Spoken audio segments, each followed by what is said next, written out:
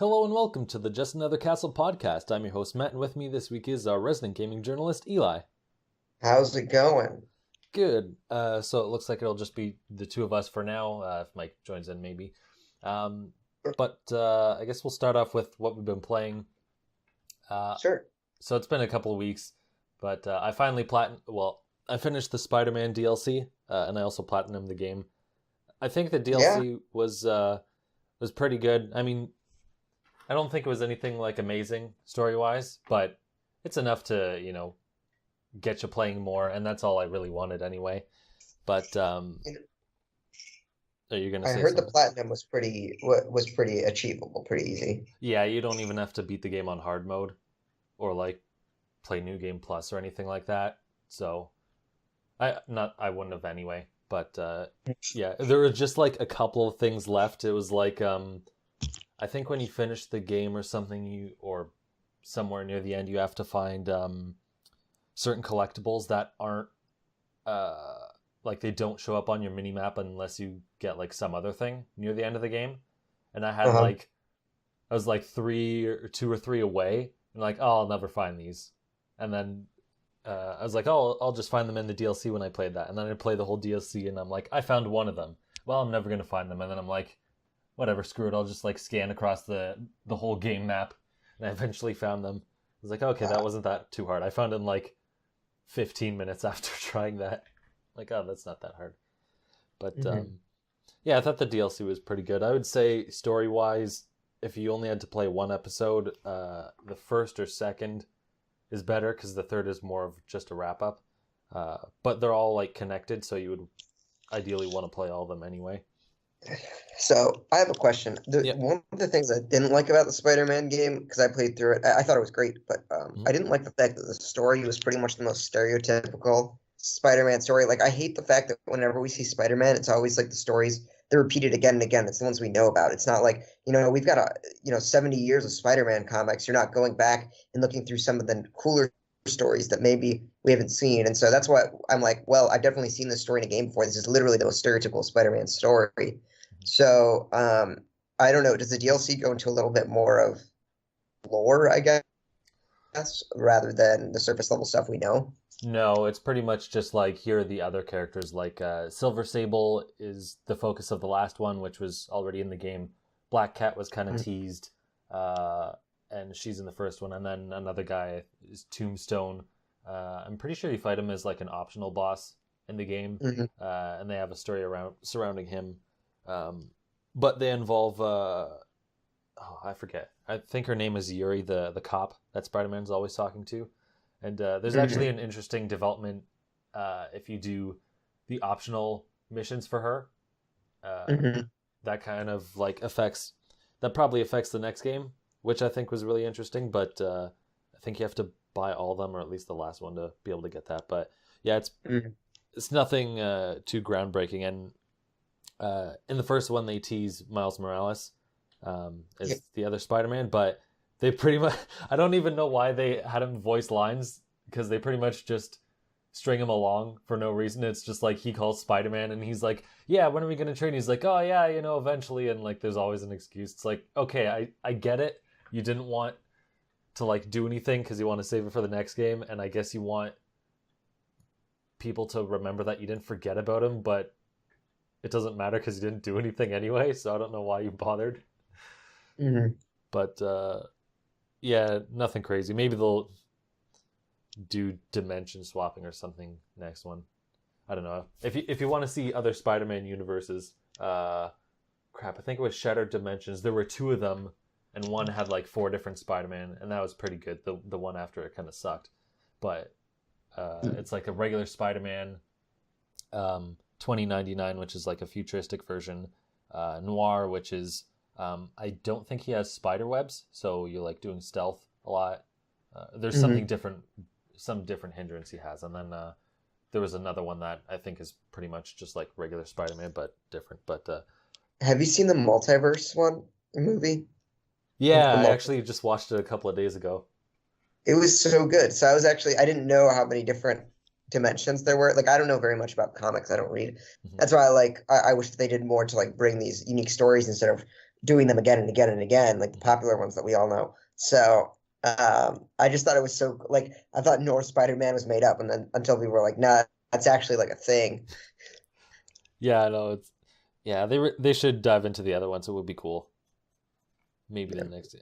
I kind of feel like they're probably going to put in more other Marvel characters in the next one because they kind of set it up. But maybe they'll put in something else. Who knows? But what else was I going to say about that? No, that's pretty much it. But I did play another game. So there's an Nindies Direct, and I finally got back into one of the Nindy games I wanted to play forever ago. I looked it up. Apparently, the trailer was almost a year ago to the day, which is kind of crazy. But it's Bomb Chicken. It's a game. It's a puzzle platformer where you poop out bombs to progress the level. And how it works is there's no other actions besides pooping a bomb, besides like pushing it. So if you want to get over a ledge, you have to poop a bomb, and that'll make you the right height and whatever. And if there's like a gap, Mhm. you have to make a whole stack, and then by the time you fall over, you'll be able to clear the gap. And then you can, shoot the bombs at enemies if you hit them. You can either throw the whole stack if it's on the ground, or a couple if it's in the air. I'm about 2/3 of the way through. There's 29 levels, and I'm on 21. And I like it. It's a fun, small little game. It'll probably take a couple hours to beat, but not, Mhm. but what you would expect. Um, but it's challenging, but it's not like, oh my gosh, this is annoying, I'm gonna quit, or like so hard that it's worth, quitting over or Mhm. anything like that. They actually put in a couple of interesting features that I think are good. Uh, Kind of like Super Meat Boy, where it's like, sure, you die a lot, but the way they construct it doesn't make you want to, break your controller in half. So if you die in the first room, it doesn't matter how many times you die, you won't actually lose your lives, which is nice because if you're just trying to learn, then it won't Oh, that makes you won't sense. screw Yeah. yourself up later. So that's just a nice feature. And then even if you get like a game over, um, you won't actually lose as long as you continue and not quit the level or the game. All the things you collected will still be collected. So like the key cards and the gems and whatnot. So like you can still just go back and basically have the same amount of progress, which is nice rather than going through it all over again, even though you proved yourself. Um, which I don't think really cheapens the game. It's like you already did it. It just means you have to do it, like you don't have to keep redoing it, which I Mhm. think definitely you will like based off of some of the things you've said before. Um, but it's a one hit, so you only have 1 unit of health anytime you touch an enemy in the wrong way. Um, like by this, like you can jump on their heads, but as long as you don't touch spikes or get touched by them, whatever. Mhm. If you get one hit, you're dead. But the way you collect, I guess, health or whatever you want to call it, is once you collect enough gems, you can trade them in for lives. So if you get hit once, then you lose a life, shown by hearts, and then you can just keep going that way. But I don't know, I it's don't a know, cute little game. It's simple, but it's fun. I think more games should ditch lives entirely. Like playing games like Rayman and playing lots of these games that don't have lives. It seems like I don't know. You can make the game a little harder and ditch the lives, and it'll work better. 'Cause I think it's really frustrating when you get game overs after repeat parts that you already did. In my view, I generally like the trend of like Super Meat Boy or whatever. Like I like the trend of getting rid of lives in general. Um, Yeah, it doesn't really seem like a stable that needs to be there. Like it was only there for the arcade so that you just keep spending more money. But yeah, yeah. like you said, there's other ways to either make it hard or just let you continue playing without making it frustrating in like the wrong ways, which I think this does, because it's like have to you don't have to keep repeating it. Like, oh man, now I got to go trek through the game and get this thing I already collected before. Like you proved yourself in a way, but in most games Um, they make you redo it, which is annoying. It's like, why do I have to spend? It just seems like it's a grind for no reason. yeah. But I like the way this game does it. I think it's fair. You still have to start at the beginning of the level, but if you don't have to collect like key cards or whatnot, you can skip. you can pretty much get back to where you were quick enough that it doesn't really Mhm. matter. But yeah, I'd say check it out. It's like, I don't know the conversion. It's probably like $15 American, so it's not that much. Mhm. But yeah, maybe I'll have to go back and check the other indie games I forgot about because there was a lot that I wanted to check out. But Yeah, anyway, yeah. so what have you been playing these last couple of weeks? So I am reviewing Yoshi's Crafted World. So I actually beat it Right. yesterday. Um, and I'll talk a little bit about it. That my review will be up Wednesday, and I already wrote a preview. And I don't, if I remember correctly, there isn't specific embargo information.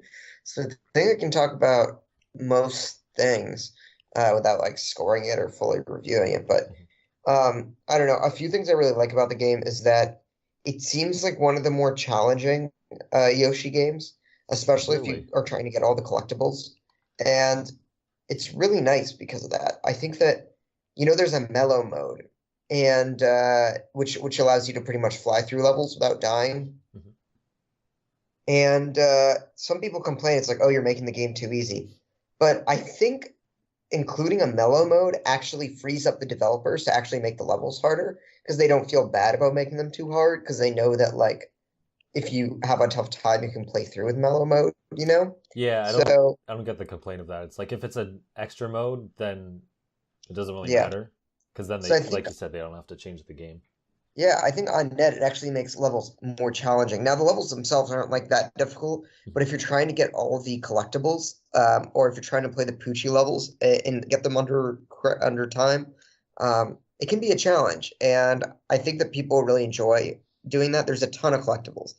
Each level is 20 coins to find, has like 8 um flower petals to like pick up, has like uh Poochie levels have a time limit. There's whether you finish the level with full life, there's like an unlockable. So there's a lot of stuff there for people to find, and I think that really adds to the challenge. Um, it makes the game fun to play, and really equips it to your level. Um, so I think for that people will enjoy it. I've got a few complaints. I think that the costumes themselves, Hmm. so you can unlock costumes in the game, and they add like to your life.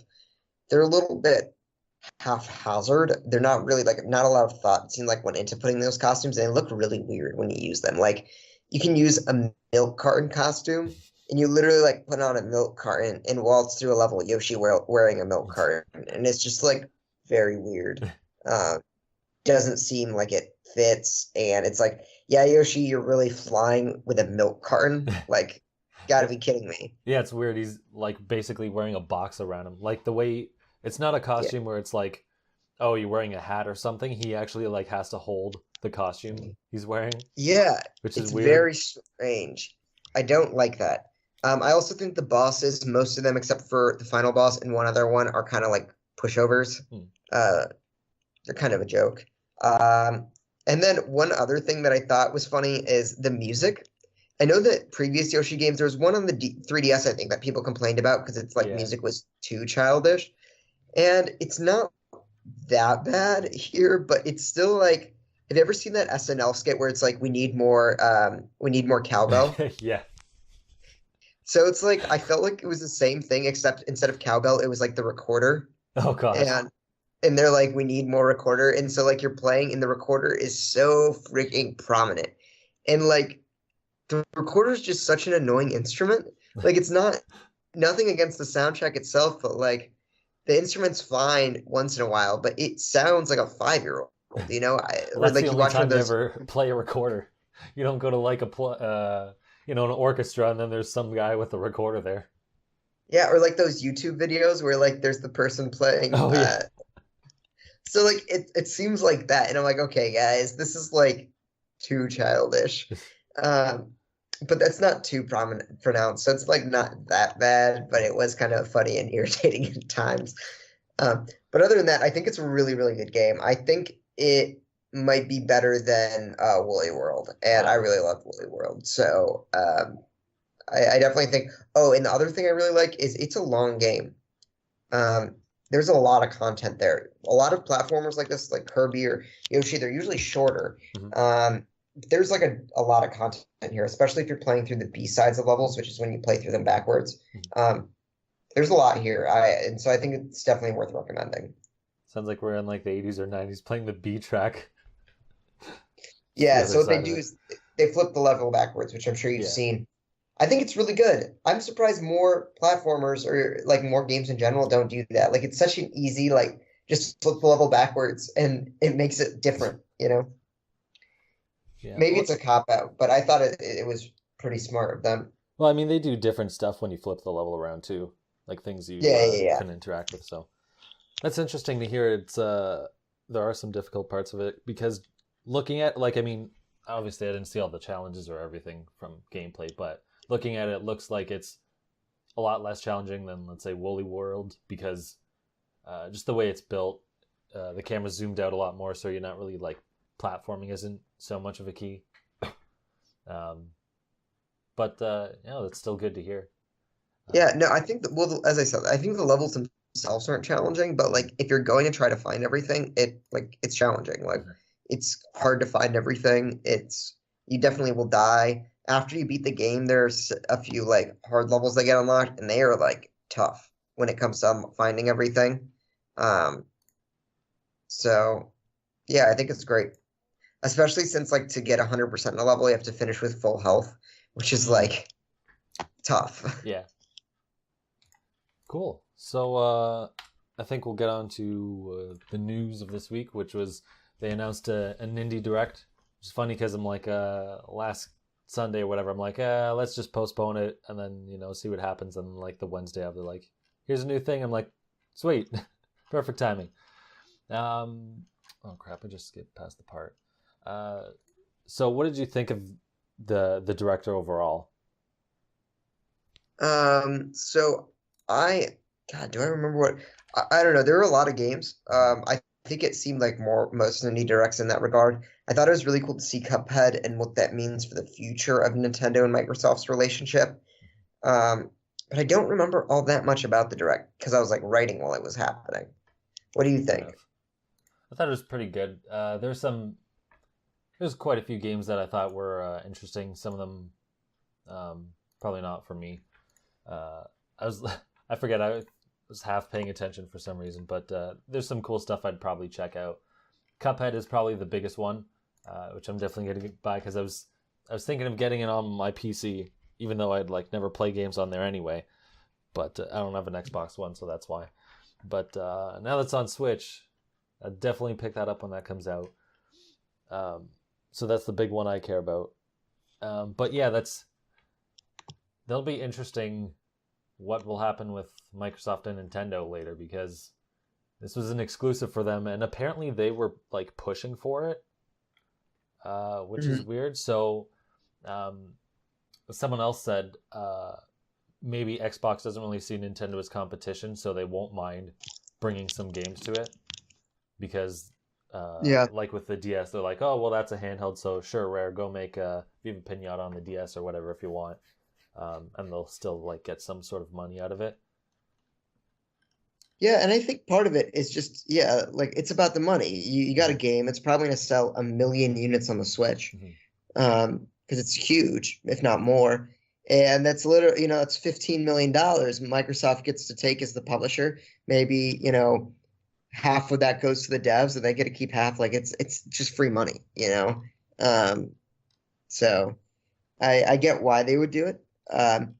I think it's interesting what it foretells for the future, especially as Microsoft, it seems like is heading towards a place where they might not even be first party anymore. So Yeah, we'll have to wait for more details on that. Because they're bringing Xbox Live over, and they haven't really fully detailed that, and that's not yeah, coming out I'm until still like after skeptical the what that state. means. I still think it's just going to be achievements for Minecraft for now, but who knows? And maybe Yeah, Cuphead now. yeah, I think it'll probably just be achievements and whatever else. I don't know about Game Pass. That would be crazy. That might be a bit much for now, but who knows? But the other big game they showed off in the Nindy Direct was actually not a cross. Well, I guess a crossover, but So it's called Cadence of Hyrule, and it's made by Yep, the yep. Crypt of the Necromancer devs. And what happened was, it was in an interview on IGN. They basically went to Nintendo and said, "Hey, can we make some Zelda DLC for this?" And they're like, "Sure, but instead make it a whole game."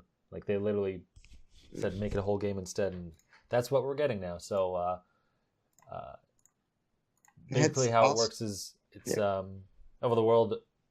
It kind of it's kind of like Link to the Past, except the way you move and everything moves based off of a beat to the music in the background, including the enemies. So that kind of changes it up, and obviously the Zelda music makes it a lot more interesting in my books because the music is great. Uh, so yeah, what did you think of that? Yeah, so I was really surprised and thrilled to see that. The only two things is first up, I just don't know like how I've never played Crypt of the Necrodancer, so I have no clue how the gameplay here is going to work. Generally, like I don't know, is it an action game? Is it a rhythm game? Like what is it? I just need to do more research into that. Mm-hmm. The other thing, and this might not be like a true concern, but it's just like I don't want the Zelda brand to be oversaturated. Like we see Zelda stuff and we flip our shit precisely because we haven't seen very many Zelda games and because it's such a rarity. Mm-hmm. Like when we're getting two a year, like does it devalue the Zelda brand? Is what I'm wondering. And all it takes is a few, RE projects that don't go right to really damage your brand. Like if this game doesn't turn out well, that's going to be really not good for the Zelda brand as a whole. Mm-hmm. Um, so, I mean, we already saw it with Hyrule Warriors. That was generally seen as good, not incredible, but good enough. Um, and that's just one my one fear about doing projects like these is like at one point is too much is there too much Zelda to the point where we're not excited anymore to the point where all Zelda fans aren't buying every Zelda game, which is something I do. Like I'll buy every Zelda game, but if you're releasing 5 indie games a year with Zelda on it, then like I'll stop buying every one.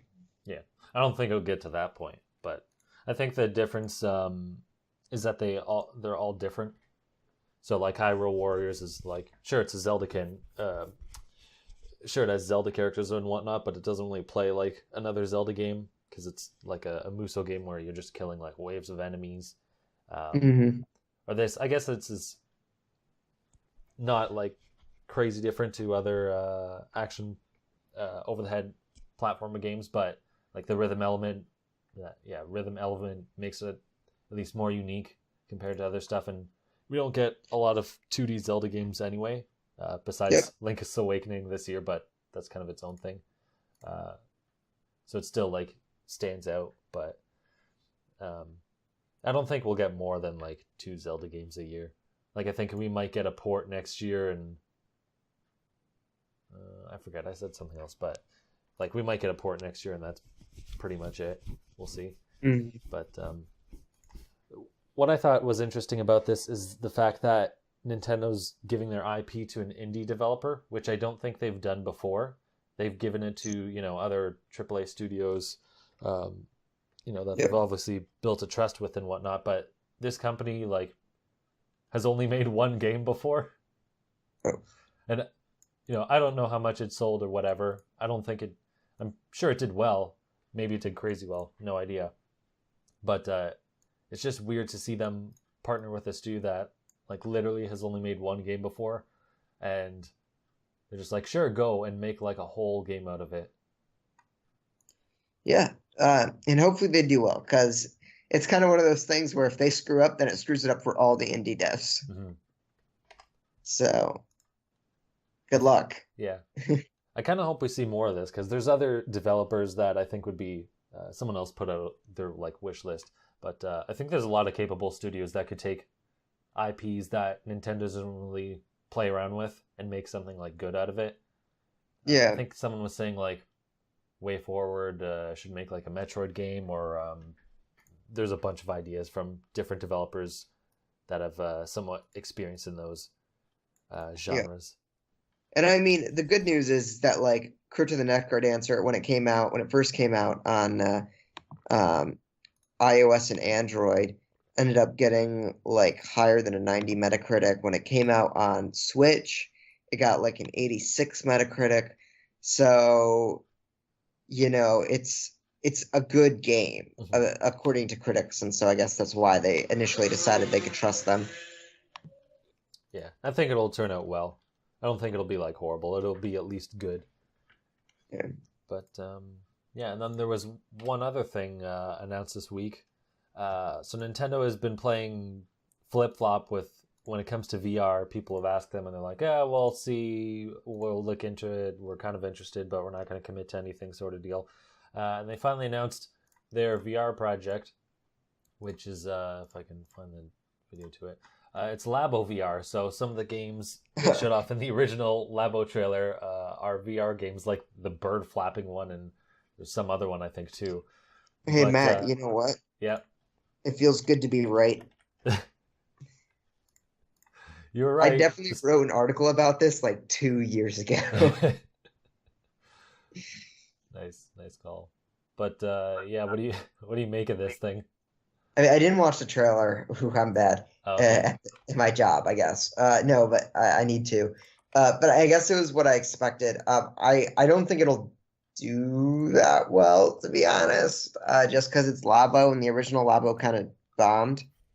Um, but like, I don't know. What are you thinking? I'm thinking the same thing. Like Labo hasn't sold well, so I don't see this like really changing it. I mean, like it's interesting because it's VR, and I think there's like more mini games than the other stuff, even though they kind of reuse some assets. But Mhm. I don't know the other Labo ideas. I think not. I don't want to say more interesting, but I guess stood out more or more unique. Like not there wasn't really Mhm. something like that. Whereas VR, a lot of people have already done. So if that didn't stand out, I don't know why this should because it's basically Google Cardboard. Like obviously some of the stuff has more to it, or at least looks nicer than just throw marbles at glass or whatever. But Yeah. And I I'm don't know. concerned because like I've used PSVR, which is 1080p, and it looks not good Mm-hmm. in VR. You know, like there's pixelation, it seems like it's low fidelity. I've used Vive, which is the best on the market, looks exactly the same.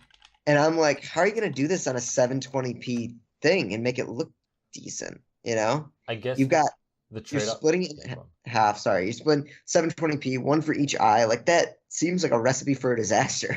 Mm-hmm. I think the only thing that could like possibly help that is that in comparison, all the games are like very colorful and cartoony. Yeah. So maybe Yeah. I that'll mean, they're not help. trying to be high fidelity. You're right. No, like maybe that will maybe you'll be able to gloss over it to some amount with that, but like yeah, you can't really fix resolution.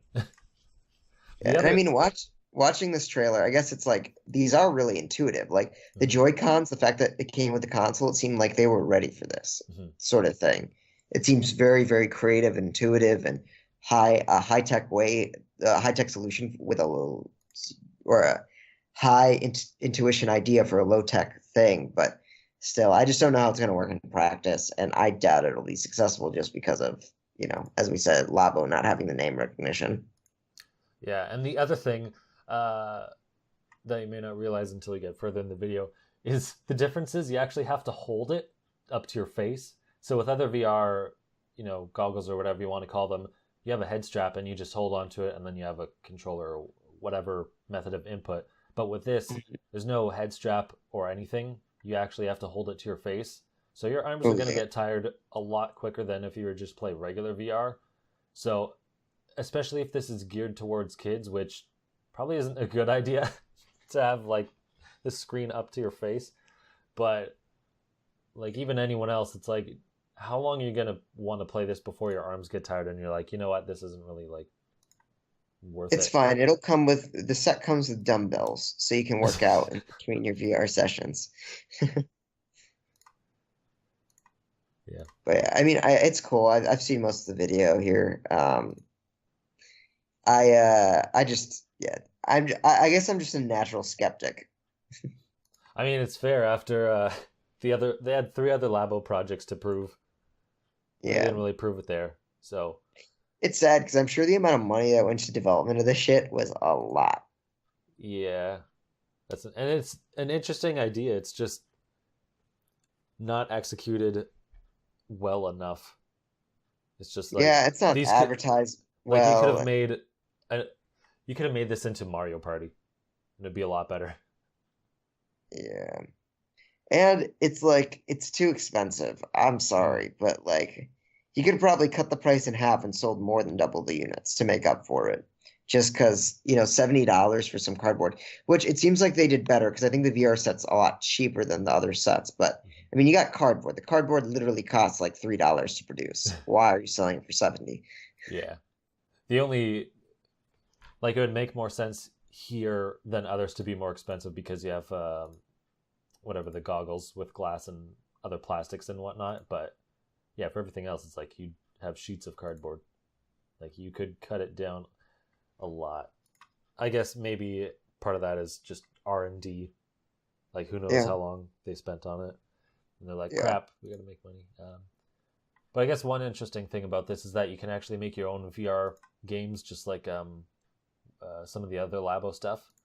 So that's Mhm. neat. But I don't know how many people are going to do that. I don't Yeah. think there's gonna be a Little Big Planet community for the VR Labo scene. Oh, yeah, no. Although the drawing one looks cool. I wonder if people will take advantage of that.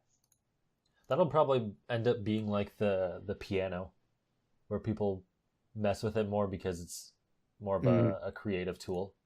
yeah. But yeah, Yeah. so I think we'll wrap it up there. Did you have anything else to mention on this week? No, I think that's all we had. Let's see, what's the next Nintendo release other than Yoshi? Do you remember? The Smash Brothers DLC is supposed to be out in April. Oh yeah. Yeah. It's interesting. Well, I guess another piece of news or non-news is that Persona 5 is not coming to Switch.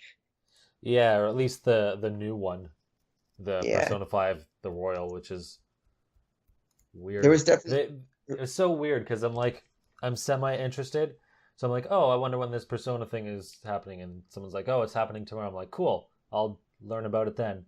And then they basically just made a teaser trailer for another announcement. I'm like, are you kidding?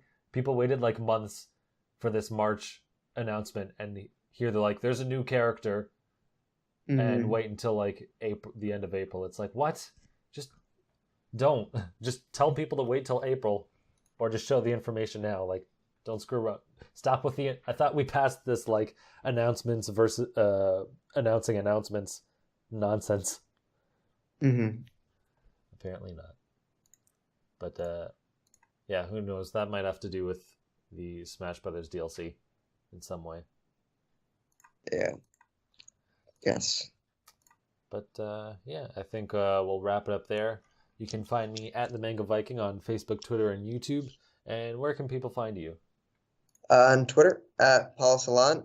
My review of Yoshi will be up Wednesday on Nintendo Enthusiast, so check there too. Nice.